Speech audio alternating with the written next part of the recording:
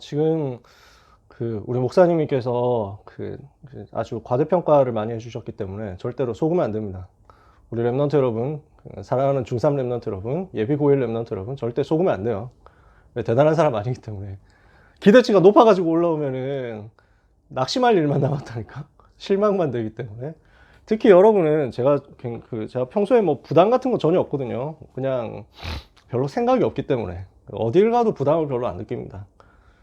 근데 제가 여러분 만날 때는 약간 부담이 있는 게 뭐냐면, 우리 장진영 목사님은 너무 대단한 분인데, 이 기대치가 너무 높아져 있는 랩너들한테 어떡하지? 뭐 이거 하나 딱 있어요, 이거 하나. 여러분, 진짜 제가 거짓말 안 치고요. 진짜 조금 더 뻥 안 치고, 여러분은 우주 최강 청소년 사역자 밑에서 훈련받아 왔습니다. 진짜로. 이거는 한치도 거짓 없는 사실. 여러분 인정하시죠? 인정? 진짜 제가 정말 좋아하는 목사님이고, 제가 복음 없었으면 10폭이 오지게 있었을 것 같아요. 진짜. 우리 장 목사님은 정말 너무 대단한 분이에요. 그래서, 이제 막 끝판왕급 모든 이게 능력에 더해가지고 겸손함까지 있어. 그래가지고, 이건 뭐 어떻게 하여튼 비교 대상이 없어요. 우리 장 목사님은. 그래서, 그러니까 이제 중3 파송 집중훈련이고 고1 예비 집중훈련이고 두 개의 성격이 같이 있으니까 목사님께서 메시지 한번 더 해주시고, 그 다음에 그래서 두강하자 이렇게 처음에 얘기를 했었던 거거든요. 그러니까 지금까지 메시지 많이 들었으니까 괜찮다고 목사님께서 하시라고 뭐 이러면서 겸손하게까지 하시는 거예요. 이게 진짜 뭐 거의 사기 수준 아니냐. 진짜 사람이 이렇게 사기를 하면 안 돼. 사기캐 그 자체, 치트키 그 자체라고 할 수 있습니다. 아무튼 여러분, 그런 면에서 여러분은 최고로 축복받은 사람들이고, 저는 여러분한테 기대가 많습니다. 왜냐? 훈련을 너무 잘 받고 왔기 때문에. 제가 장 목사님, 그리고 그 전에 김은정 전도사님 키워서 올려 보내주신 랩런트들을 고등부에서 만나 보니까 너무 괜찮은 거예요. 뭐 할 일이 없어. 고등부에서는 한 게 없어요. 지금까지도 하는 게 없습니다. 저는 그냥 메시지 원고 쓰는 기계일 뿐이지 실제 하는 일은 하나도 없어요. 중등부에서 올라온 그대로 저는 대학부로 올리기만 하겠다, 이 각오로 지금까지 사역을 하고 있고, 여러분에 대해서도 똑같습니다. 그래서 귀중한 여러분, 사랑하는 여러분, 하나님이 주시는 은혜 지금까지 많이 받았기 때문에 그 받은 은혜를 간직하고 누리면서 이제 대학 살리러 가는 그 여정, 또 세계 살리러 가는 그 여정에 여러분들이 또 다음 스텝을 힘있게 밟게 되셨으면 좋겠습니다. 여러분, 오늘 간단하게 말씀 나누면요, 저는 여러분들이 메시지는 워낙 많이 받았으니까요, 아는 이야기를 간단하게 정리만 하려고요. 청소년 때 시대를 살리는 랩런트입니다.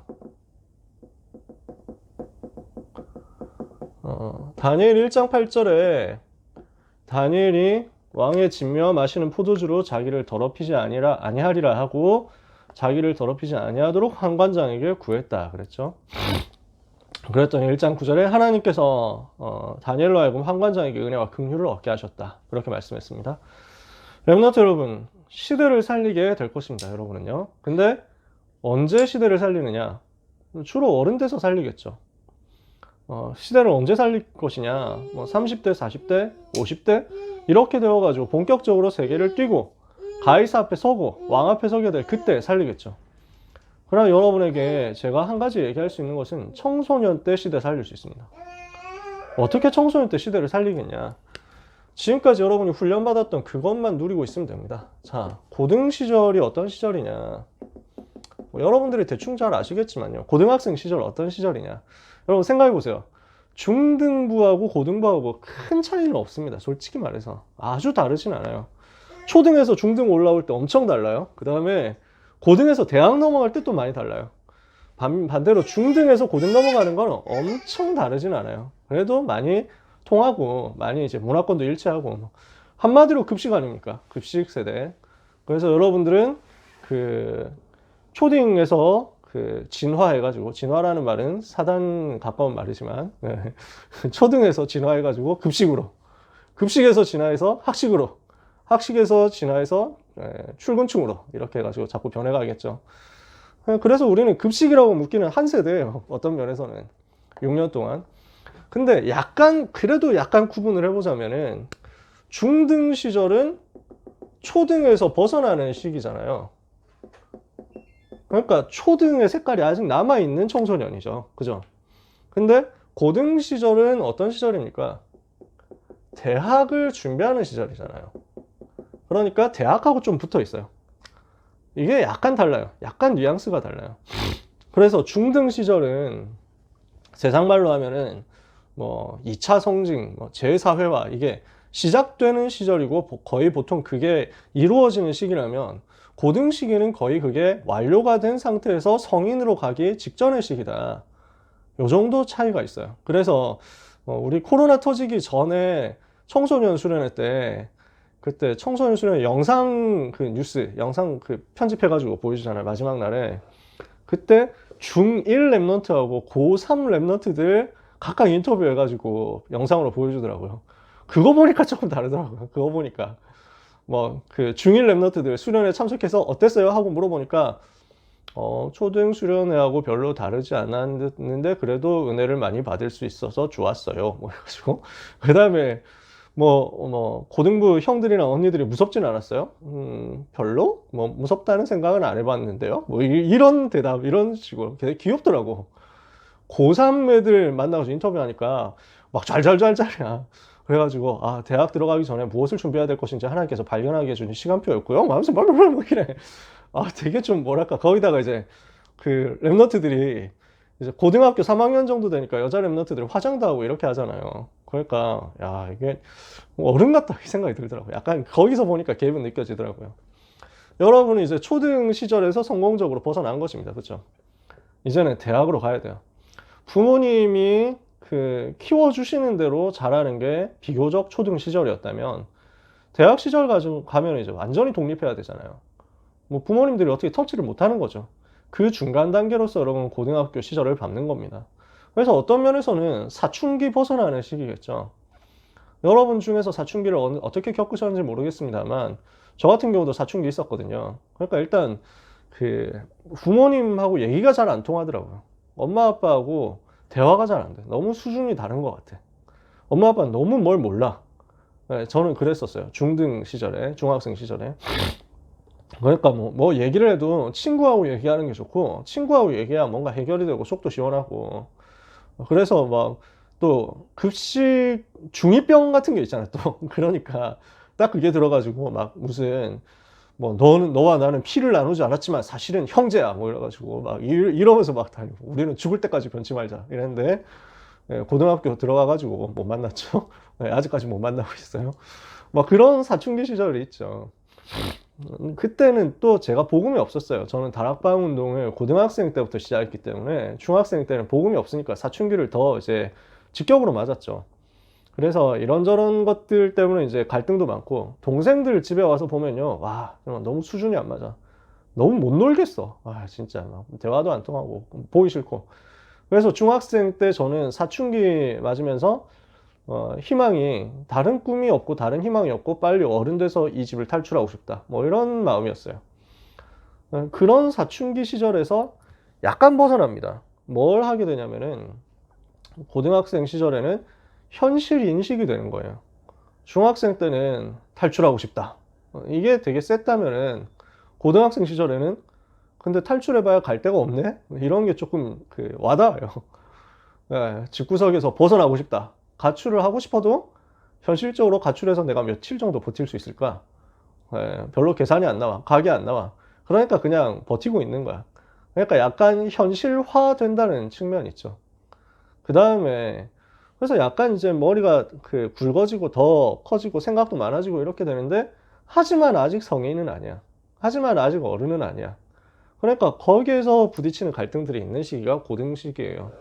그러면서 중학생 때까지 공부를 잘했던 친구들이 고등학생 올라와서 못하게 되는 경우들이 있어요. 왜냐하면은 고등학교에서 하게 되는 대학 입시 방향이 중학교 때까지 해왔었던 방향하고 조금 달라질 수 있기 때문에. 그러니까 물론 뭐 그것도 옛날 얘기일 수 있습니다. 지금은 또 다르겠죠. 여러분들은 어떤 면에서는 초등학생 시절부터 입시를 위해서 기계처럼 준비되어 왔을 수도 있기 때문에. 그래서 이거는 일단 상식적인 얘기를 제가 하는 거예요. 그래서 이제 고등학생 때, 제가 어릴 때도 그랬거든요. 중학생 때까지 암기 이런 부분을 아주 종합적으로 잘했기 때문에 공부를 되게 잘했던 친구인데 고등학교 올라서 적응이 잘 안 되는 거. 수능 스타일로 바뀌어야 되는데 그게 적응이 잘 안 되는 거. 이런 것들을 보고 그랬어요. 반대로 또 중학생 때까지 헤매다가 고등학생 시절에 갑자기 또 변하는 그런 친구들도 있었어요. 뭐 대표적으로 저도 그랬어요. 중학생 때까지는 전혀 뭐가 안 됐었는데, 물론 저는 복음 받았어요. 고등학생 들어가기 전에. 그러면서 제 인생에 완전 변화 일어나가지고 고등학생 때는 완전 하나님과 함께 하시는 거 집중적으로 누렸거든요. 아무튼 그런 시기를 여러분이 이제 맞이하게 됩니다. 뭐 여러 가지 여러분이 몸으로 또 체험하고 있겠죠. 그래서 여러 가지 복잡한 것들이 있습니다만, 그러나 한 가지 확실한 것은 시대를 살릴 수 있는 시간표입니다. 중등부 때도 마찬가지입니다. 그러나 고등부 때도 똑같아요. 시대 살릴 수 있는 시기. 성경 속 랩넌트들을 보세요. 그러니까 요셉 같은 사람이 언제 복음 깨달았습니까? 언제 꿈을 꿨습니까? 요셉이 꿈을 꿨던 시기가 어떤 시기입니까? 나이 17살 정도 되는 시기였습니다. 다윗이 사무엘에게 기름 부음을 받았던 시기, 또 골리앗을 쓰러뜨린 시기가 대충 그 정도였습니다. 그러니까 성경 속에 있는 랩넌트들은요, 특징이 뭐냐면 사춘기가 없어요. 성경 속에 있는 랩넌트들은요, 시대를 살리도록 결단을 해버렸어요. 성경 속에 있는 랩넌트들은 그 시기, 청소년 시기, 중등 마지막 고등 올라가는 그때쯤 시기, 거기에서 인생 전부와 한 시대를 두고 세계복음화 하기로 결단을 하나님 앞에서 한 거예요. 이러니까 시대를 살리기 전에 이미 시대 살리고 시작을 한 거예요. 시대를 살리기 전에 시대를 살릴 수 있는 모든 준비를 다 해놓고 그 시대 살리는 전도를 미리 체험해서 들어가는 거예요. 그게 랩넌트거든요. 이 자리에 있는 중3 랩넌트들은 그 응답을 분명히 받을 수 있을 줄 믿습니다. 하나님이 그렇게 여러분을 예비한 거예요. 오늘 다니엘에 대해서 봤습니다. 여러분이 다니엘 메시지는 잘 알고 계시죠? 자, 다니엘이 이때 나이가 몇 살인가 정확하게 알 수는 없어요. 다니엘이 포로로 끌려온 시기가 BC 605년입니다. 느부갓네살 임금이 예루살렘을 침략해가지고 1차로 포로로 잡아간 시기가 BC 605년이에요. 그 후에 예루살렘이 완전히 멸망하게 된 게 BC, 유다나라가 완전 멸망하게 된 게 586년입니다. 이때가 3차 포로입니다. 중간에 한 번 더 포로가 있어요. 1차 포로 때 끌려온 사람이 다니엘이고 2차 포로 때 끌려온 사람이 에스겔이고 3차 포로 때 남은 사람 다 끌려갑니다. 그 정도예요. 자, BC 605년에 포로로 끌려온 다니엘이 왕궁으로 들어갔는데 왕궁으로 들어가서 몇 년이 있었습니까? 3년이 있었습니다. 그래서 BC 602년 정도에는 이미 왕 앞에서 공무원으로 사역을 시작하게 됩니다. 그 다니엘이 사자굴에 들어가는 다니엘 6장 10절에서 몇 살 정도 됐을까요, 여러분? 제가 이걸 가끔씩 물어보거든요. 여러분, 다니엘이 이때 몇 살 정도 됐을까요? 화면 켠 사람한테 물어보면 다시는 화면을 안 켜려고 하겠지. 급 화면 끄는 사람들도 있고. 네, 그래서 안 물어봅니다, 저는. 네, 기껏 그래도 화면 용기를 내가지고 켰는데 또 화면 켰다는 이유만으로 지적당하고 이러면 안 되니까. 여러분, 다니엘이 사자굴 속에 들어갈 때 나이가 대충 몇 살이었을 것 같으세요? 30대? 20대? 40대? 50대? 그 이상? 그러면 몇 살 정도였을 것 같으세요? 누구 말했는데? 상진아 얘기해봐. 방금 얘기했잖아. 19살. 19살? 아, 좋다. 진짜 이렇게 해야 돼. 좋습니다. 몇 살인지는 몰라요. 근데 확실한 건 연도는 있어요. 연도. 다니엘이 사자굴에 들어갔을 때쯤의 연도가 BC 538년입니다. 그래서 538년이 고레스 원년인가 그래요. 다니엘이 고레스 왕 원년까지 있으니라 이렇게 돼 있거든요. BC 538년. 그 고레스 왕 직전이 다리오 임금이에요. 다리오 왕이 한 2, 3년 정도 했어요. 그러니까 이때 다니엘은 대충 535년 이 정도로 생각을 할 수 있어요. 총리가 됐다가 사자굴에 들어간 타임이요. 여러분 그러면 여기서 여기까지 차이가 몇 년입니까? 70년이에요. 다니엘이 왕궁에서 공무원 생활한 지 70년이 지난 타임이에요. 그래서 다니엘이 공무원 임용이 실제 되었었던 그 나이를 우리가 최소한도로 잡아봅시다. 그러면은 이 최소한 20살 정도라고 잡아볼게요. 20살에 공무원이 됐다 칠게요. 그러면은 17살 때 포로로 끌려왔다는 계산이 되겠죠? 17살 때 포로로 끌려와서 이제 70년이 지난 거예요. 사자굴에 들어갔을 때 나이는 87세 정도가 됩니다. 이렇게 계산했을 때. 그러니까 다니엘 6장에서 다니엘은 나이가 상당히 많은 편이에요. 저는 어릴 때 이걸 몰라가지고 사자굴에 들어간 다니엘 한 20살, 30살, 청년 이렇게 생각했거든요. 나이가 되게 많더라고. 제가 무슨 말 하려고 하냐면요. 다니엘이 70년 넘는 세월 동안 현장에 있으면서 서밋으로 있으면서 변하지 않고 영적 싸움 승리한 거예요. 70년 동안 이 현장에 있으면서 완전히 승리한 거예요. 70년 동안 4명의 왕이 성경에 나오죠. 느부갓네살 왕, 벨사살 왕, 다리오 왕, 고레스 왕. 근데 역사를 찾아보면요. 느부갓네살과 벨사살 사이에 왕이 4명인가 5명 더 있습니다. 무슨 이런저런 왕들이 있어요. 제가 이름을 다 못 외워요. 왜냐하면 이름이 너무 막 이상해.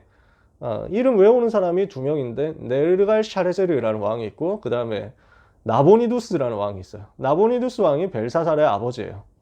그래서 하여튼 한 4-5명의 왕들이 더 나와요. 그 말 무슨 말이냐? 다니엘이 실제로 공무원 하면서 섬겼던 왕들은 거의 한 8명, 9명 된다는 얘기입니다. 그 8명, 9명의 왕들이 지나가는 동안 그리고 70년이라는 세월이 지나가는 동안 다니엘의 언약을 붙잡고 흔들리지 않고 서밋으로 응답받은 거예요. 그렇게 했었던 다니엘이 언제 그 언약을 붙잡았냐고요. 시대를 이렇게 살려서 세계복음화 하도록 전 페르시아 왕국 앞에 여호와 이름을 설명 다 하고요. 그리고 포로에서 귀환해가지고 성전 짓는 것까지 다 세팅해놓고 하나님 앞에 갔거든요. 그렇게 한 다니엘, 세계를 살리고 시대를 살린 다니엘이 언제 그 사역을 시작했냐고요. 17살 때라는 거예요. 다니엘이 뜻을 정하여 왕의 진며 마시는 포도주로 자기를 더럽히지 아니하리라 하고 결단했던 그 시기에, 그 시간표에 이미 시대를 살리는 응답은 세팅되어 있었던 거예요. 시대를 살리는 그 응답은 나와 있었던 거예요.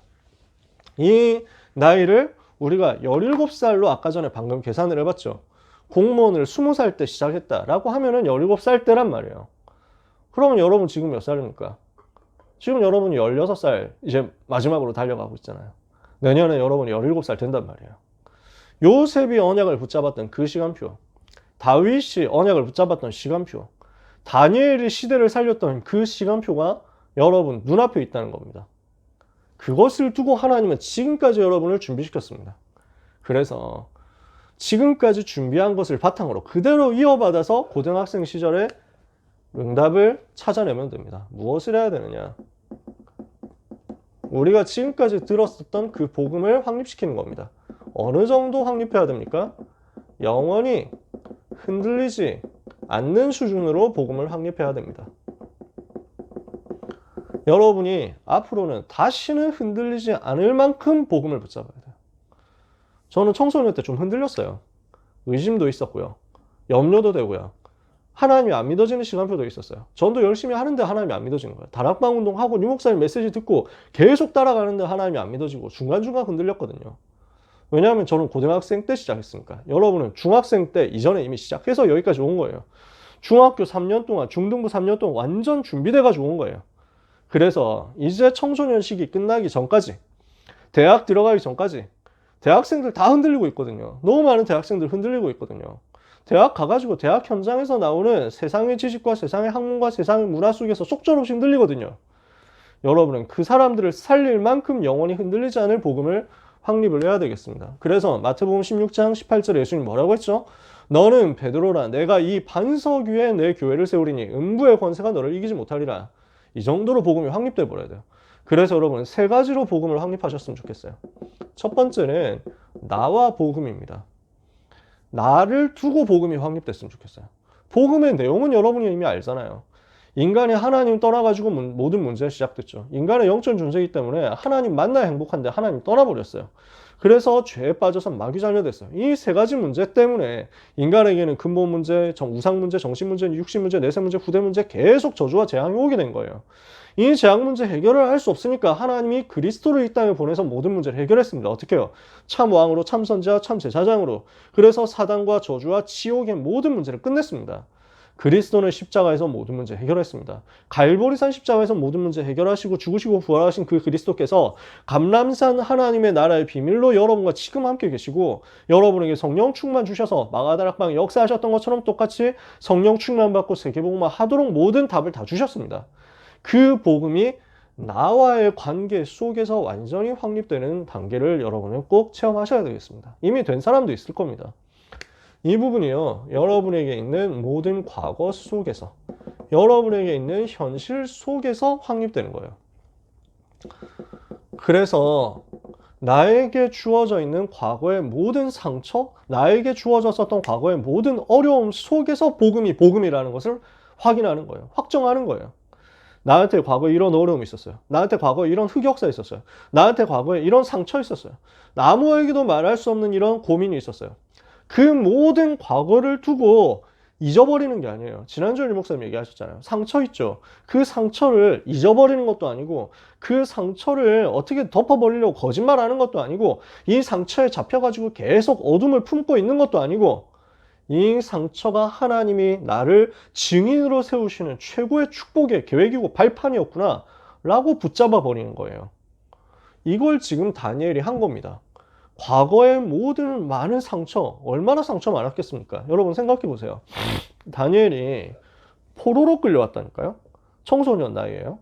우리가 아무리 어려움 당했어도 전쟁 포로가 되어서 난민으로 끌려가지는 않았거든요. 전쟁 포로가 되어서 자유를 잃어버린 게 아니에요.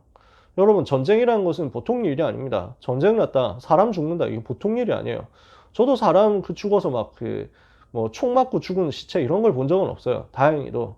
그런 거 보면은 저는 아마 토할 것 같아요. 저는 비위가 되게 약하거든요. 영화로도 그런 걸 잘 못 봐요. 팔 잘리고 막 살점 뜯어지고 막 사람이 형체가 없어지고 뭐 이런 거 있잖아요. 근데 그게 전쟁터라니까요. 얼마나 잔인한지 몰라요. 사람이 왜 반갈죽이라고 하잖아. 반으로 갈라져서 죽었다니까. 그런 시체들이 곳곳에 널브러져 있는 겁니다. 그게 전쟁이에요. 곳곳에서 여성들이 강간당하고 살해당했습니다. 그대로. 강간당한 모습 그대로. 이게 지금 전쟁이라니까. 그렇게 전쟁에 패전하고 자기들은 포로로 끌려온 겁니다. 그 과정에서 아마도 추측컨대 아마도 다니엘의 부모님은 전쟁에서 살해당했을 가능성도 높다. 전쟁통에서. 왜냐하면요, 다니엘의 출신 성분이 왕족 아니면 귀족이에요. 굉장히 높은 신분이에요. 성경에 보면 다니엘 1장에 왕족과 귀족 중 몇 사람을 뽑아가지고 왕을 섬길 수 있도록 히브리인 자제 중에서 뽑아갔다. 그 중에 다니엘과 세 친구가 뽑혔다. 이렇게 돼 있어요.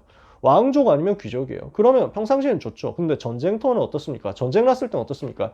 이 왕족과 귀족은 살해의 제1표적이 됩니다. 그죠?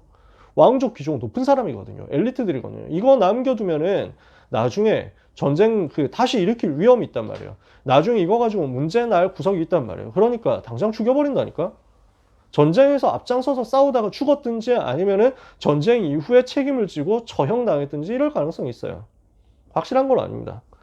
그러나 성경에는 다니엘의 부모에 대한 이야기는 없어요. 어릴 때 다니엘은 부모를 잃었을 가능성이 굉장히 높아요. 과거. 굉장한 상처거든요. 근데 이 속에서 다니엘이 뭘 했냐면은 어떤 사람들이 이렇게 생각할 수 있습니다. 너무 화가 난다. 너무 열받는다. 반드시 복수할 거다. 우리 아버지 어머니의 원수, 우리나라의 원수인 느부갓네살 반드시 죽인다. 이럴 수도 있었을 거예요. 이런 방향으로 감정이 흘렀을 수도 있어요. 또 반대로는요, 그랬거나 말거나, 우리나라 정치인들이 잘못했다. 진짜 정치인들이 개개끼지. 국회의원들 때문에 우리나라 망한 거야. 망할 놈들이 망했어. 이러면서 냉소하고, 나는 그따위 나라 필요 없어. 나는 이제 대바벨론 제국의 충성스러운 시민으로서 여기서 대성공할 거야. 이렇게 생각할 수도 있습니다. 마침 왕궁으로 들어왔잖아요. 먹고 사는 건 걱정 없어요. 왕에게 충성하면 먹고 사는 거 대대로 보장돼요. 그렇게 잘 먹고 잘 산다 이렇게 생각해 버릴 수도 있습니다. 다니엘은 그 둘 중에 하나를 선택하지 않았어요. 다니엘은 어떻게 선택했습니까? 왜 우리나라가 망했는가? 이것을 복음 속에서 발견한 거예요. 왜 나는 이렇게 어려움을 당하게 되었는가? 복음 속에서 발견한 거예요. 나의 과거는 복음 속에. 뭘 발견한 겁니까? 우리나라가, 우리 백성이 복음을 놓치고 율법에 빠졌고, 복음을 놓치고 종교에 빠졌고, 전도와 선교를 놓치고 선민사상에 빠지니까 저 강대국과 237, 5천 종족을 살려야 되는데 이거와 전혀 상관없이 선민사상만 하고 있으니까 하나님이 무너뜨려 버렸구나. 하나님의 소원과 맞지 않는 나라였구나. 하나님의 소원과 맞지 않았으니까 우리에겐 재앙이 왔구나. 이 재앙을 해결하도록 하나님이 나를 바벨론의 포로가 되어서 선교사로 오게 하셨구나. 나는 여기에 현장 선교사로 온 것이다. 나는 증인으로 온 것이다. 우상 섬기다가 망한 우리나라 살리고 우상 섬기면서 멸망하게 될 강대국과 전 세계를 살리려면 이곳에서 나는 우상과 싸운다. 과거를 두고 언약을 붙잡은 거예요. 현실을 두고 언약을 붙잡은 거예요. 내가 지금 그 왕 앞에 서게 되도록 그 학교로 왔는데 여기에서 많은 사람들이 성공하려고 출세하려고 애를 쓰는데 나는 여기서 뭘 할 것이냐? 복음이면 된다는 사실을 증명할 것이다. 복음이면 된다는 사실, 복음이 맞다는 사실, 복음이면 충분하다는 사실의 증인이 될 것이다. 그래서요, 왕의 진며 마시는 포도주를 거절했다니까요. 왜? 우상에게 바쳐진 재물. 이게 있어야, 뭐 고기가 있어야 사실은 칼로리가 도는 것 아닙니까? 채식만 해가지고는 영양이 제대로 공급이 안 돼요. 지금 시대는요. 필요에 따라서 채식하는 사람도 있겠지만 채식을 강요를 할 수는 없어요. 하나님이 창세기 처음에 만드실 때, 사람 만드실 때는 뭐 채식을 하게 하셨어요. 근데 언제부터 육식이 허용됐냐? 언제부터 하나님이 육식을 말씀하셨냐면 노아 홍수 이후에요. 방주 이후에 방주에서 나온 노아에게 이제부터 고기를 먹어라 하고 알려주셨어요. 그때 이후로 사람들은 고기 먹는 거예요. 고기 먹어야 돼요. 또 하나님이 특별하게 계획하시면 채식을 해도 됩니다. 근데 고기를 먹는 사람은 핍박하면 안 돼요. 네. 여러분 중에 고기를 먹는 사람, 핍박하는 사람이 있으면 오늘부터는 굳이 핍박은 안 해도 돼요. 여러분이 채식하는 건 자유지만. 왜냐? 그 진짜 여러 가지 필수 영양소들이 있거든. 제가 어디서 봤거든요. 짤방으로 봤어요.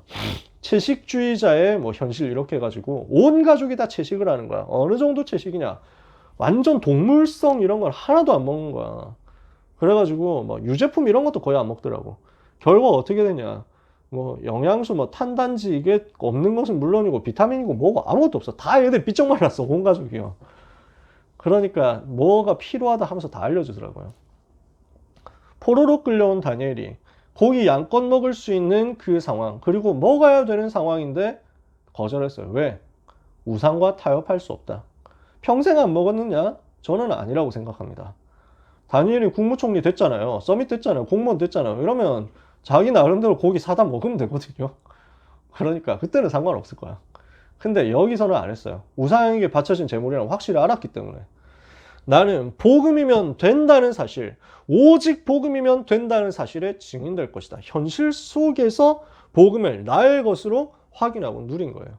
예수가 그리스도라는 그 사실은 이렇게 여러분에게 확인이 되고 확립되고 증명되는 겁니다. 이 단계를 거쳐서요. 두 번째, 자 시간이 많이 가니까 여기서부터는 속도를 낼게요. 현장과 복음입니다. 무엇을 해야 됩니까? 여러분은 들었던 복음을 현장에서 검증하셔야 됩니다. 그래서 현장에서 확인하는 겁니다. 정말 불신자 상태 그대로구나. 성경이 말했던 불신자 상태 그대로. 그리고 그리스도는 정말로 모든 문제 해결이 맞구나. 그래서 이 사실을 가지고 증명해내는 겁니다. 사도행전 17장 3절에 2절 3절에 바울이 뜻을 풀어 그리스도가 해를 받고 죽은 자 가운데서 다시 살아나야 할 것을 성경을 통해서 증명하고 얘기했습니다. 내가 너에게 전하는 예수가 곧 그리스도라고요. 현장 속에서 여러분은 복음을 증명하는 사람입니다. 세 번째, 그리고 여기까지 가는 겁니다. 시대와 복음입니다. 이 시대 속에서의 복음이에요. 이 시대 속에서의 복음이라는 말은 무슨 말입니까? 다니엘이 시대를 봤다니까요. 복음 놓쳐버린 시대, 우상에 빠져버린 시대, 재앙에 빠져버린 시대. 나라는 사람과 또 나에게 주어진 현실과 환경 속에서 나와 가정 정도만 본 게 아니라 한 시대를 봤어요. 우리나라가 망한 것 우상 때문에. 근데 우리나라만 우상 섬기냐? 전 세계가 우상 섬긴다.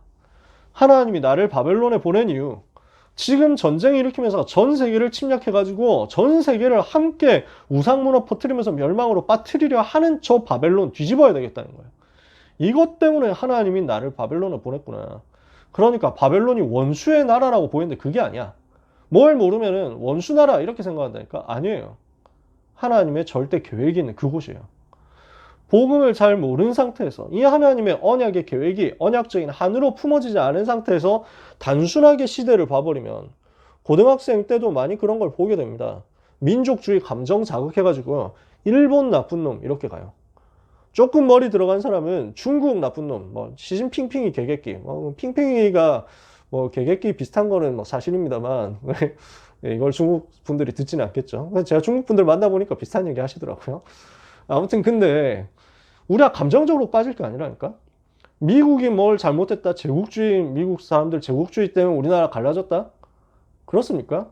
그렇게 보면은 사단에게 속는 거예요. 다니엘 시대 많은 사람들이 그렇게 보는데 다니엘은 그렇게 안 봤어요. 바벨론은 살려야 할 나라다. 느부갓네살 살려야 될 불쌍한 서밋이다. 서밋인데 사실은 사단에게 잡혀있는 서밋이다. 실패할 수밖에 없는 고난 속에 있는 사람이다. 살려야 된다. 완전 다르게 봐버렸잖아요. 왜? 이 시대 속에서 복음을 받기 때문에. 그러니까 여기서 뭐가 나옵니까? 언약적인 한이 품어지거든요. 이걸 보고 CVDIP라고 합니다. 복음이 나의 꿈이 되는데 어떻게 나의 꿈이 됩니까? 영원한 근본 언약의 복음이 현장과 시대를 보니까 이 시대에 어떤 방향으로 증거돼야 되겠는가? 이게 비전으로 나타나는 거예요. 이것을 두고 살려야 될 나의 꿈. 그러니까 이것을 위해서 하나님이 그때마다 주시는 말씀과 기도, 이것을 두고 하나님이 그때마다 주시는 실천과 작품, 이렇게 해서 나오는 것이 복음 확립의 단계입니다. 그래서 귀한 중3 랩런트 여러분, 중등부 때 계속 이걸 해오셨습니다. 고등부 때도 똑같이 하실 겁니다. 이걸 생각하시면 됩니다. 두 번째요. 그래서 복음을 증명한다는 것을 약간 더 구체화시켜 봅시다. 현장에서 복음을 증명하는 과정이 여러분에게 필요합니다. 이것은 뭘 말하냐면요. 쉬운 말로 전도 체험을 하는 겁니다. 크고 작은 나의 전도 작품을 평생의 응답으로 모델로서 남기는 단계가 고등학생 때, 즉 여러분 중학생 때 해본 사람도 있을 거니까요. 대학 가기 전까지 여러분이 세팅해놓고 들어가시라는 거예요. 대학에 들어가서 내가 훈련 받는다 하는 게 아니고요. 물론 대학 가서도 훈련 계속 받아야 됩니다. 무슨 말을 제가 하고 싶은 거냐면요. 여러분은 대학에 들어가서 대학 선배들의 도움을 받고 성장하겠지만, 그러나 대학을 살릴 준비 다 해놓고 대학을 변화시키는 거예요. 대학으로 안 가고 직장으로 산업으로 바로 갈 사람도 있죠. 똑같습니다. 똑같이 현장 들어가기 전에 이미 살릴 준비 다 해놓고 가나. 어떻게 하면 됩니까? 여러분이 언약을 붙잡고 기도 집중하는 것이 여러분에게 완전히 세팅되면 됩니다. 보좌화를 누리는 깊은 기도의 힘이 여러분 현장에서 언약 잡고 기도하는 가운데 나타나도록 만들어야 돼요. 그래서 현장에서 기도 운동을 펼칠 수 있는 사람이 되셔야 돼요. 현장에서 나의 기도가 찾아지고 현장에서 기도 운동이 일어나서 나 혼자 기도했는데 옆에 하나님이 같이 기도할 사람을 붙여주시는 거. 제자를 붙여주시든지 동역자를 붙여주시든지 선생님을 붙여주시든지 기도 운동이 일어나게 되는 거예요. 이러면 하나님께서는 여러분에게 현장 변화시키는 시간표를 주시거든요. 현장에서 기도 집중으로 말미암아 나 혼자 하더라도 기도 운동이 일어나죠. 여기에서 현장 변화가 시간표 따라 오게 되어 있습니다. 사도행전 2장 1절에서 47절의 역사가 여러분에게 그대로 나오는 거예요. 이것이 무엇으로 확인되느냐? 주변을 살리는 다락방 운동으로 나타나는 겁니다. 저는 여러분이면 할 수 있다 생각합니다. 여러분은 진짜 제대로 인도받고 훈련받아 왔기 때문에. 그래서 내가 있는 현장에서 주변 살리는 말씀 운동한다. 전도 운동한다. 영접 운동한다. 그 영접한 친구들을 데리고 내가 복음 편지를 해주고 새생명 새생활을 해주고 현장 복음 메시지 해주면서 다락방을 펼친다. 우리 목회자, 목사님, 전도사님 또는 선생님들이 들어가서 사역을 해줄 수 있습니다. 저는 여러분들이 아예 다락방 사역자 되기를 희망합니다. 랩넌트 여러분이 주변에 있는 랩넌트를 다 살려내서 랩넌트가 랩넌트 살리고 청소년이 청소년 살리는 전도운동 하는 거예요. 우리 장 목사님 그 증인이시죠. 저도 증인인데 저는 이제 부족하지만 제가 청소년 때 복음 깨달았댔잖아요. 고등학생 때 하나님이 저한테 그 은혜 주신 거예요. 고등학교 들어가기 직전에 제가 합숙훈련 받고 인생 변화된 그 채로 현장 들어가서 현장에서 정시기도 했어요. 언약 잡고 현장에서 정시기도 하고 있으니까 하나님이 시간표 따라서 현장 문을 열어주시더라고요. 시간표 따라서 내 옆에 있는 사람이 예수님 영접하도록 만드셨어요. 영접한 친구들 데리고 다락방 하니까 다락방 운동이 일어나요. 나 혼자 1대1로 다락방 시작했던 그것이 하나둘씩 퍼져나가면서 5개 반에서 다락방이 열렸거든요. 그 5개 다락방 뛰고 있으니까 다락방 5개 하는데도 불구하고 전교에 소문이 나요. 그래서 그 전교에 그냥 그 소문이 났다니까. 그 1학년 1반에 목사 있다. 이렇게 해가지고. 별명이 목사였거든. 진짜 목사가 됐지. 그래서 그 우리 학교가 미션 스쿨이었는데 별로 열심히 믿는 미션 스쿨은 아니었어. 그래서 뭐 그 아주 대충 믿는 미션 스쿨. 선생님 중에 예수 믿는 사람 거의 없는 정도의 미션 스쿨이었어요. 근데 그런 미션 스쿨인데 하나님이 저한테 얼마나 크게 은혜를 주셨냐면은 그 기독교 학생회가 있거든. 그래도 기독교 서클이 있어. 그래서 막 갈 데 없는 사람들이 막 들어오고 교회에 어쩌다 좀 다니는 사람들 들어오고 이랬거든. 그 이제 신입생들 포함해가지고 선배 후배 다 모아놓고 복음 전한 적도 있어요. 과학실에 그 우리 학교 이제 기독교 학생의 이름이 SE였거든요. 스쿨 이반젤리즘 학원 전도대라고. 이 친구들 모아놓고 그냥 얘들이 요청을 한 거예요. 그래서 한 70명, 나는 모르겠어요. 기억이 70명이라고 돼 있어. 70명이 맞는지 모르겠는데 70명한테 복음 그대로 전했어. 과학실에 칠판을 써가면서 복음 전하고 다 영접했어. 그럼 너무 재밌는 거야. 그러니까 학교에서 그렇게 하니까 하나님이 그 이제 나중에 그렇게 영접시키고 나는 이제 다음부터 완전히 이 학교를 뒤집어야 되겠다 생각했는데 출입 금지됐잖아. 다음 주부터. 왜냐하면 메시지 나눠줬거든. 이 메시지 페이퍼 나눠주면서 이 페이퍼대로 이제 복음 메시지 설명했더니 영접하고 너무 은혜 받아가지고 자기 집에 가가지고 얘기했더니 이거 다락방이야 이렇게 해가지고 소문나서 저는 이단이라는 게 발각돼가지고 그 다음부터 출입 금지당했어요. 그래서 그 다음부터 제가 핍박했어요. 애들을. 학원 전도대 저것들 전도도 안 하면서 전도대라고 막 말도 안 되는 소리를 한다고 해서 막 제가 애들 다 핍박하고 디스하고 이렇게 해서 저는 조금 더 핍박을 안 받았어. 근데 아무튼 간에 학교 안에서 예수 믿는 사람의 대표는 이단이라고 지목받는 나였어. 그러니까 1년에 한 번 추수감사절 예배를 전교생이 운동장에서 서서 드리는데 그 추수감사절 대표 기도를 기독학생회 회장이 해야 되는데 내가 한 거야. 그래서 막 신나게 기도했지. 막 하나님 이 자리에 막 예수가 그리스도 되심이 막 하면서 막 전교생 운동장 마이크 대고 이제 막 기도를 한 거야. 기도만 하지 말래 선생님이. 찬송가도 내가 부르래. 그래가지고 막 무슨 뭐지? 넓은들의 익은 곡식 뭐 이건 내가 불렀잖아. 뭐 그러면서 막 하여튼 별의별 희한한 일들이 다 있었어. 학교에 운명이 바뀌더라고요. 영접시킨 친구 중에 방송부가 있었어요. 근데 우리 학교가 미션스쿨이라 했잖아. 2주에 한 번씩 격주 금요일 점심시간 방송에는 기독교 음악을 틀어야 돼요.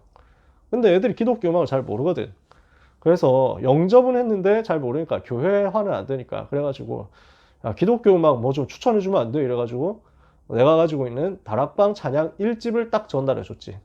그래가지고 애들이 틀어줬잖아. 여러분 삶이 힘드실 때는 어떻습니까? 예, 이런 찬양으로 위로를 받아보시죠. 들려드립니다. 뭐 이래가지고 예수생명 찬양 전도단인데 그것 보여가지고 주생명 찬양 예수단에 예수는 그리스도 들려드립니다. 이래가지고 전교에 예수는 그리스도 따라갔잖아. 하여튼 재밌었어. 학교 다니는 게 재밌더라고. 저는 중학생 때까지 복음 몰라가지고요. 종교생활 하면서 학교 가는 게 지옥 같았어요. 월요일날, 주일, 제일 행복한 시간은 토요일 오후 시간이야. 이제 끝났다. 그때는 토요일도 학교 갔거든. 이제 끝났다. 이제 나는 논다. 그리고 내일 되면 교회 가서 여자애들 만나가지고 이야기할 수 있다. 뭐 이런 것들. 남녀 공학이 없었던 시절. 아주 옛날 틀딱 시절이죠. 그러다가 제일 불행한 시간은 주일날 밤 시간. 내일 되면 학교 가네. 이게 진짜 너무 우울한 거야. 난 그렇게 살았거든. 근데 내가 완전 변화된 거야. 평일날 하나님이 나와 함께 하시는 게 체험되고 전도운동이라는 거 체험되니까 너무 기대가 되는 거야. 하나님이 무슨 일을 하실까? 그 다음에 그래서 주말이 되면은 그래서 그 응답받은 증거를 가지고 이제 주말 되면 유목사의 메시지 됐죠. 핵심 받고 그 다음에 주일 강단 받고 부산까지 내려가가지고 대구에서 부산까지 내려가서 또 훈련 받았어요. 주일날 밤에. 이렇게 하면서 너무 힘이 나는 거야. 나는 세계에서 제일 축복받은 사람이다. 나는 세계 최고의 자리에 있는 사람이다. 유 목사님 메시지 들을 때마다 그 확신 가지고 갔어요. 그 기쁨 가지고 월요일 새벽 2시에 집에 도착해요. 부산까지 내려갔다 오니까. 그러면은 한 4시간 자고 학교 가거든요. 하나님이 힘을 주시는 거야. 그렇게 계속 사라지더라고. 여러분 뭐 그렇게 빡세게 살라는 얘기는 안 하니까요. 저는 게으른 사람이라서 그때 하나님이 그렇게 은혜를 주시고 그 이후에는 잠 많이 자게 하셨어요. 저는 지금도 8시간 이상 못 자면은 모든 컨디션이 망가지기 때문에 저는 여러분들이 잠 많이 자고 잘 쉬고 잘 먹기를 바랍니다. 우리 랩런트들 만나서 신방은 맨날 얘기하는 건 그거예요. 저는 잘 먹냐? 잠 잘 자냐? 야, 6시간밖에 안 자면 어떡해? 뭐 이러면서 맨날 그런 얘기해요. 그건 여러분 나름대로 하면 돼요. 열심히 하라는 게 아니에요. 언약 잡고 기도 시스템 만들면 돼요. 여러분 그거 훈련 받았죠? 그거 그대로 하시면 돼요. 이렇게 오늘을 전도 체험 속에서 복음 증명해가고 있으면요. 미래를 미리 살리는 응답이 옵니다. 미래를 미리 살리는 시간표가 나에게 딱 오는 거예요. 이게 여러분 고등학생 시절이거든요.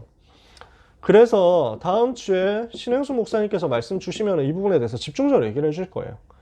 나의 달란트를 발견하고 이미 찾은 사람도 있고 아직 덜 찾은 사람도 있겠죠. 조급해하지 마세요. 기도하면서 그냥 계속 흐름 따라가면 돼요. 중등부 때 했었던 것처럼 인턴십을 고등부 때도 계속 할 거니까. 이렇게 해서 인턴십 하면서 전문인들 만나면서 그래서 사실상 제가 중등부 장 목사님하고 대화하면서 아 이런 것도 있네요 해가지고 내가 배우는 게 많아요. 제가 배우는 게 많고 아 이런 거 했으면 좋겠다 이런 것들이 많아요. 그래서 여러분들이 올라오면 여러분들을 통해 가지고 고등부의 시스템 확립하고 싶은 것들 많아요. 중등부에서 하던 거 그대로 이어서 하기 저는 목표가 아직 고등부에 없는데 중등부에서 이미 하고 있는 거 이런 거 같이 하려고요.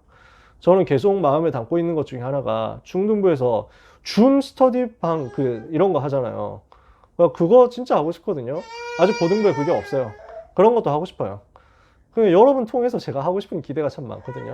근데 여러 가지로 하여튼 하던 거 이어받아가지고 하면서 이 부분을 찾겠죠. 이 부분이 나의 언약의 한과 맞아지는 겁니다. 이 시대를 살려야 될 나의 한과 맞아져서 하나님이 이것을 위해서 나를 부르셨구나. 내 인생 시간표를 들여서 내 삶을 들여서 내 생을 들여서 세계복음화를 위하여 이 분야 살리러 가야 되겠다. 멸망 속에 있는 이 분야에 있는 많은 고난당하는 사람 살리는 전도도 해야 되겠다. 이게 기도로 잡혀지는 거죠. 그러면 이걸 두고 우리는 한국의 400개 대학, 세계 2만 대학을 살리는 전도 캠프를 하게 됩니다. 그게 뭐냐? 입시예요. 400대학, 2만 대학 전도 운동을 위해서 내가 해야 되는 전도 캠프가 바로 입시라는 말이죠. 그러면 이게 뭡니까? 나의 학업인데요. 그냥 학업이 아니라 전도 캠프로서의 학업이 되거든요. 그러니까 하나님은 이유 있는 이 학업 속에 임마누엘로, 위드 임마누엘 원네스로 강하게 역사하실 수밖에 없습니다. 그러면 여러분에게 있어서 이 학업은 전부 전도, 작품으로 남게 될 겁니다. 이거 체험하는 고등학생 시절 되시기를 바랍니다. 자, 학업이 아닌 사람도 있죠. 기능으로 바꾸면 돼요. 나는 뭐 미술 전공할 것이다. 나는 뭐 일러스트레이터 될 것이다. 나는 웹툰 작가 될 것이다. 이런 사람들 있죠. 다 좋습니다. 제가 덕질을 좋아하기 때문에 저는 덕후라고 불릴 만한, 십덕이라고 불릴 만한 자격은 없어요. 왜냐하면 별로 흐름을 다 아는 건 없어가지고. 뭐 예를 들어서 뭐 귀멸의 칼날 뭐 이런 거 아직 안 봤거든요. 볼 시간도 없고. 제가 보는 거 딱 원피스 하나. 이거는 매주 나오는 대로, 네타 나오는 대로 번역 받아서 바로 갤러리 원버게를 가서 보고 있거든요. 저는 DC에 상주를 하고 있기 때문에. 그래서 갤럼들 뭐 이렇게 개드립 치는 거 보면서 낄낄대는 사람이라서. 근데 저는 제일 부러운 사람이 드립 잘 치는 사람, 짤방 잘 치는 사람 뭐 이래가지고 와, 나는 세상에서 제일 부러워. 다른 건 별로 부러운 거 없고, 우리 장 목사님의 기럭지 뭐 이거는 따라갈 수 없잖아. 이거는 뭐 부러울 수가 없어. 뭐 부러워해도 소용없잖아. 우리 장 목사님을 보고 김형길 목사님 별명 붙였다니까. 우리 랩넌트 파트죠. 사실입니다. 그죠?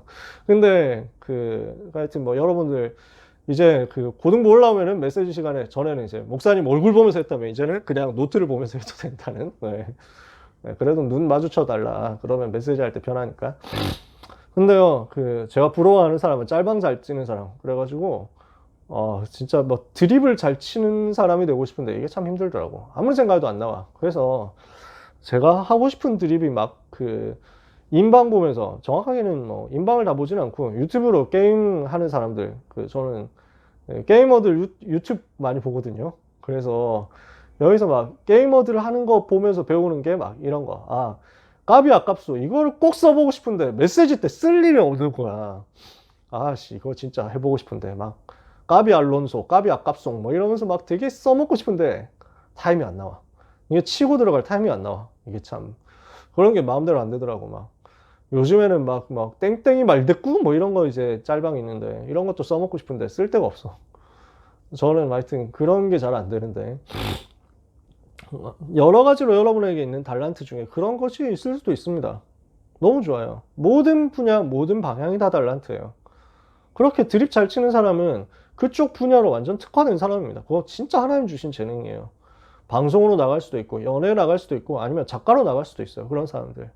나름대로의 그 부분을 가지고 계속 전문화 시키면 돼요.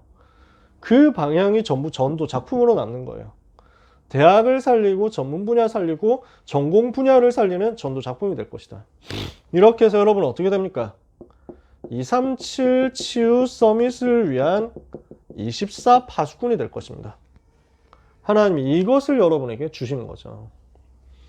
그래서 고등학생 때, 중학생 때 했던 것처럼 똑같이 미래 살리는 여정을 가면 됩니다. 우리는 뭘 해야 됩니까? 결론적으로요.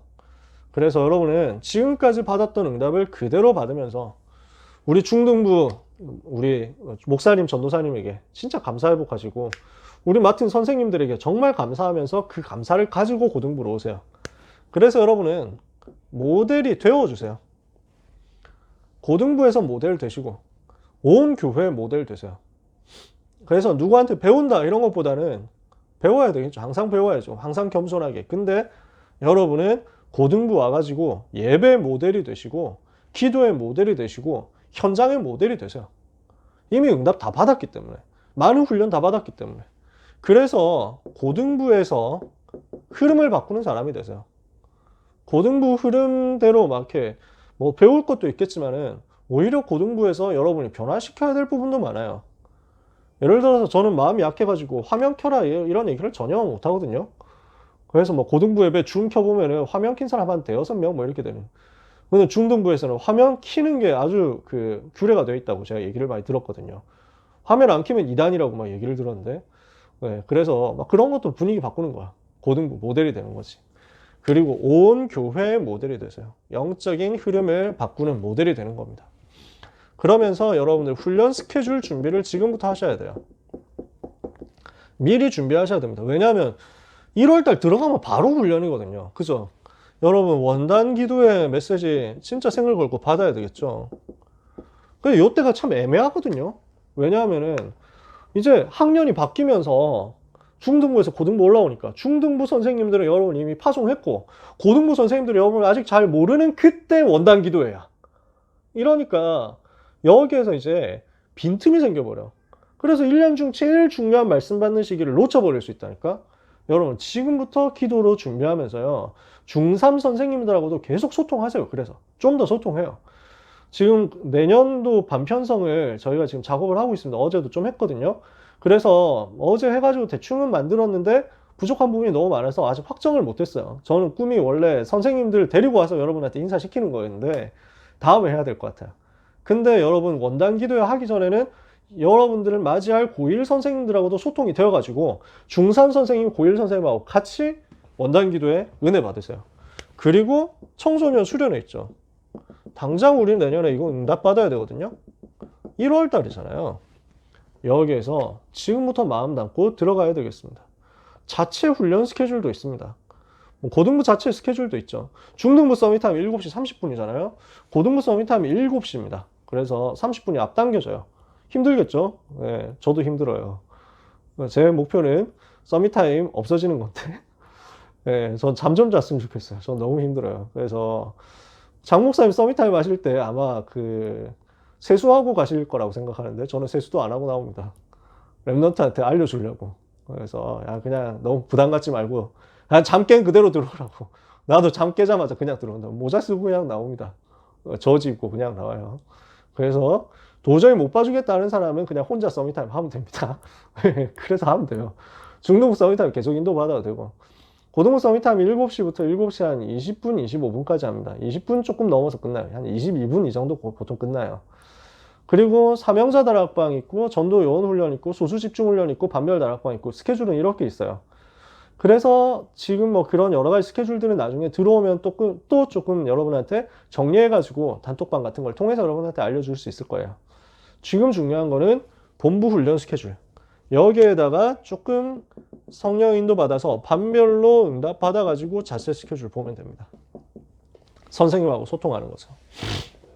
마지막입니다. 그래서 이것을 두고 지금부터 여러분은 24 소통의 응답을 받으셔야 되겠습니다. 24는 파수꾼으로 하나님 우리를 부르셨거든요. 플랫폼과 망대와 안테나의 파수꾼으로 우리를 하나님 부르셨죠. 그걸 위해서 정말 필요한 게 뭐냐면 24 소통하는 거예요. 중등부에서 여러분을 파송을 했지만 중등부하고도 계속 소통하세요, 여러분. 그래서 중등부의 제일 멋있는 선배로서 후배들에게 또 답을 주세요. 그러니까 장 목사님과 계속 소통해요. 그리고 저는 개인적으로는요, 지역에 시스템 깔려 있잖아요. 중등부 중심으로 시스템 깔려 있는 쪽은 그냥 지역 시스템은 고등부에서도 계속 이어가지고 청소년 전체 시스템, 아예 나중에는 랩넌트 전체 시스템 되도록 했으면 좋겠어요. 그러니까 저는 중고, 대학 같이 들어가서 시스템 만들어가지고 그 지역에 있는 좀 랩넌트를 다 같이 기도하는 시스템 됐으면 좋겠다. 사역자 뭐 중등부에서 들어가면 고등부에서 들어가나 뭐 대학부에서 들어가면 어떻습니까? 계속 이어서 하세요. 24 소통. 그리고 그걸 가지고 뭐 여기 내가 중등부 시스템 계속 타면은 좀 고등부에 보고해야 되나? 그런 것도 필요 없어요. 보고하고 자식은 뭐 있습니까? 우린 다 한 팀인데, 우린 다 한 가족이라니까? 네 구역 내 구역 없어요, 우리는요. 그래가지고 이건 좀 선 넘으신 것 같은데요? 뭐 이런 거 없어요. 하나도 없어. 자존심 이런 거 하나도 없고 우리는 다 한 팀. 중등부가 부흥되면 저는 제일 기분 좋습니다. 왜냐? 고등부는 가만히 있어도 되거든. 그래서 저는 항상 그 마음이에요. 중등부 화이팅! 저는 항상 그 마음. 대학부가 잘 되면 저는 기분 항상 좋습니다. 왜냐? 대학부 잘 돼야 고등부 교사로 또 올 거 아니에요. 대학부 화이팅! 우리는 그리고 고등부에서 되게 좀 뭐랄까 좀 제가 못해가지고 삽질해서 보냈는데 대학부에서 잘하면 이제 또 커버가 되잖아. 이게 포장이 되거든. 그러니까 대학부 화이팅! 항상 그 마음이에요. 우리는 다 같은 팀이에요. 그래서 우리의 고등부 교육자들도 여러분 위해서 24 대기하고 있을 거예요. 고등부 선생님들도 24 대기. 여러분 계속 24 소통 한 팀으로서 원네스 응답을 받아 나갔으면 좋겠습니다. 자, 시간이 다 됐습니다. 저는 1시간 생각을 하고 들어왔거든요. 그래서 55분 딱 됐네요. 3시 10분에 시작했으니까. 그래도 보란 듯이 엄청 짧게 해줘야지 이랬는데 역시 그것은 좀 과욕이었다 이런 생각이 들고, 네. 그래도 이 시간까지 집중해주신 여러분 너무 감사하고요. 네. 남은 중등부 생활 가장 행복하게 하시고 고등부 올라와서 또 계속 지속하면서 한 팀으로서 인도 받아 나갔으면 좋겠습니다.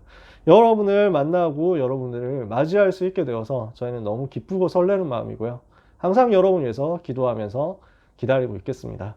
함께 전도운동하고 또 시대 살리는 복음운동하고 미래운동하는 우리 같은 동역자, 동지들 되도록 기도하면서 기다릴 테니까 하나님이 주시는 최고의 힘과 은혜와 축복을 남은 한 달 동안, 남은 한 20일 동안에도 최고로 누리는 우리 사랑하는 중3 랩넌트 여러분 되기를 예수님의 이름으로 축복합니다. 어떻게 마칠까요, 목사님?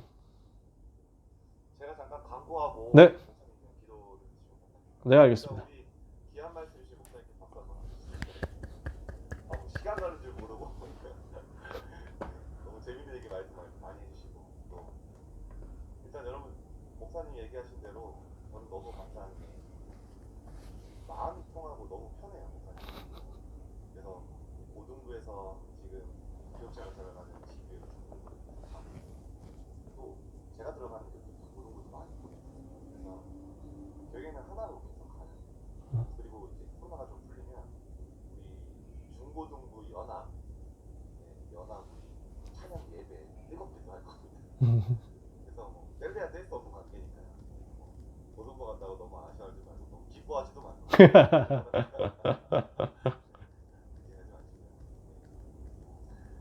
그리고 다음 주에는요, 시간이 좀 바뀝니다. 다음 주에는 오후 5시에 신행성 목사님, 승만 목사님께서 메시지를 주실 거예요. 중간 다음 주가 마지막입니다. 그래서 여러분 준비해 주시고, 그래서 저는 목사님 너무 또 멤버들을 기대해서 너무 잘할 거라 생각하지만 잘할 겁니다. 부담도 약간 있는데. 성민이 필두로 해야지 우리 내장 못해서 일단 우리 화면을 먹어주고 우리 중등부가 먹어주세요. 다 올라가자고 우리 맞다 뭐 좋네요. 좋겠습니다. 기도하겠습니다. 우리 목사님 기대해주시고. 하나님 감사합니다. 우리 중3 랩런트들이 우리 목사님, 전도사님과 선생님들의 지도 속에서 잘 훈련받고 이 여정을 잘 오게 해주셔서 감사합니다. 시대를 살릴 랩런트로 준비되었고 세계를 살릴 현장으로 237 치유 서밋의 현장으로 파송되도록 다음 단계로 이제 들어오게 되겠사오니 하나님 성령으로 역사하셔서 그 모든 과정에 한순간도 사단이 틈타지 못하게 하여 주옵시며 세밀한 성령의 인도와 완벽한 역사를 체험함으로 승리하게 하여 주시옵소서. 전국과 세계 청소년 전도운동의 모델이 되도록 하나님 우리 임마누엘 중등부와 고등부를 함께 축복하여 주옵시며 우리 중등부 고등부가 원네스 되어서 전도운동을 각 지역에서 펼치게 될 때 지역과 현장의 역사는 모든 흑암과 저주와 재앙과 우상의 세력은 완전히 무너져 내리게 하여 주시옵소서. 하나님 우리 중3 랩런트들에게 성령과 능력과 큰 확신으로 충만케 하여 주옵시며 다니엘과 세 친구에 주셨던 10배의 지혜를 허락하사 세계를 살리고 대학을 살리고 직장 현장, 산업 현장, 전문 현장을 살릴 수 있게 하여 주시옵소서. 응답의 문들을 열어주시되 닫힌 모든 문들이 열릴 때 전도의 문이 열리고 제자의 문이 열리면서 경제문과 미래문이 열리는 응답을 받게 하여 주시옵소서. 하나님 우리 사랑하는 중3 랩런트들을 위하여 헌신해 주시는 또 지금까지 그 귀한 사역을 해오신 사랑하는 우리 장준영 목사님, 심현진 전도사님과 모든 선생님들에게 1천만배의 영권을 주시며 하나님 천년의 응답과 영원의 응답이 그 사역하는 현장에 계속되게 하여 주옵소서. 귀한 전도자들의 모든 여정 위에 하나님 나라가 임하기를 기도하며 예수 그리스도 이름으로 감사하며 기도합니다. 아멘.